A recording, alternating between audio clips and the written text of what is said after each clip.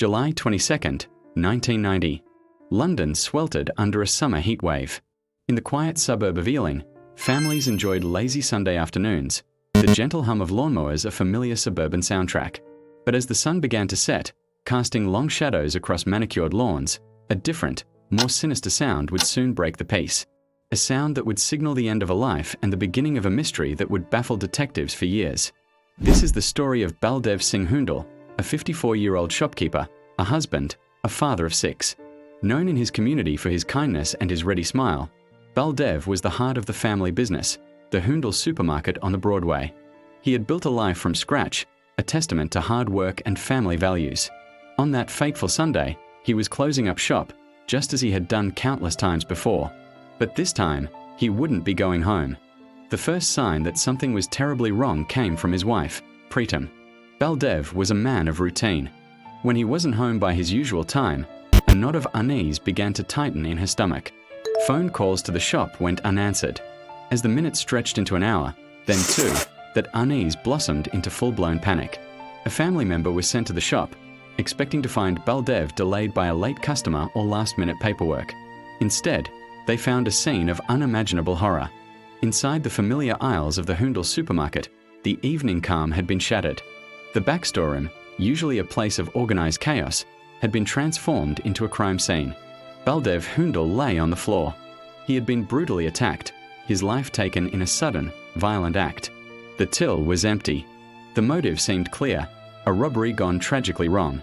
But as investigators from Scotland Yard descended on the quiet Ealing Street, they would soon discover that this case was anything but simple. The initial investigation painted a picture of a botched robbery. A desperate thief, perhaps startled by Baldev, lashing out with fatal force. Detectives combed through the scene, dusting for fingerprints, searching for a weapon, for any clue the killer might have left behind. They appealed to the public, plastering Baldev's face across newspapers and television screens. Who would do this to a beloved community figure? The question hung heavy over Ealing. Despite hundreds of interviews and a flurry of initial leads, the case quickly grew cold. The killer, it seemed, had vanished into thin air. For the Hoondle family, the world had stopped turning. Their grief was a raw, open wound, made deeper by the lack of answers. Who had stolen their patriarch? And why? Preetam and her children were left to navigate a world without their anchor, haunted by the brutal final moments of Baldev's life. They made public appeals, their faces etched with pain, begging for anyone with information to come forward. Their pleas echoed in the silence of an investigation that had hit a brick wall. The years began to pass. 1, 5, 10. The file on Baldev Hoondle gathered dust, another unsolved murder in the vast archives of Scotland Yard. But in the world of forensic science, time can be an investigator's greatest ally. Technology that was science fiction in 1990 was now a reality. In 2008, 18 years after the murder, a new generation of detectives decided to reopen the case. They were armed with advanced DNA profiling techniques, capable of extracting a genetic fingerprint from the tiniest trace of evidence. The team meticulously re-examined every item collected from the crime scene, every piece of clothing, every swab. They were searching for a ghost. And then they found it. On a small bloodstain found at the scene, a stain that had yielded no answers in 1990, scientists were now able to isolate a complete DNA profile. It didn't belong to Baldev Hoondle.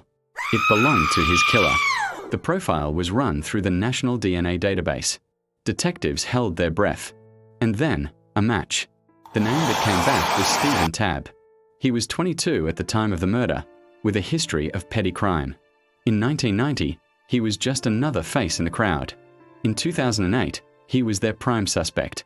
The arrest of Stephen Tabb sent a shockwave through the community and, most of all, through the Hoondle family. After nearly 2 decades of silence, there was finally a name, a face to attach to their pain. Tabb, now a middle-aged man, denied everything. He claimed he had never been to the shop, had never even met Baldev Hoondle. So how did his blood end up at the scene of the crime? His defense was audacious. He claimed he had been in a fight a few days before the murder, and that the real killer must have somehow transferred his blood to the scene. It was a 1 in a billion chance, his lawyers argued. The prosecution's case rested on that single, microscopic drop of blood. It was the only physical evidence linking Tabb to the crime. There were no other witnesses, no confession.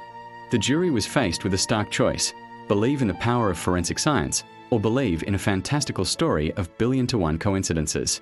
For the Hoondle family, sitting in the courtroom, it was an agonizing wait. They had waited 18 years for justice. Now, it all came down to this. After deliberating, the jury returned. The court clerk asked for the verdict. Guilty. A wave of relief and raw emotion washed over the Hoondle family. Stephen Tabb was sentenced to life in prison. Justice, delayed for 18 long years, had finally been served. The case of Baldev Hoondle is a powerful testament to the persistence of family love and the relentless evolution of science. It shows that no case is ever truly cold, and that for those who wait, answers can emerge from the shadows, even decades later.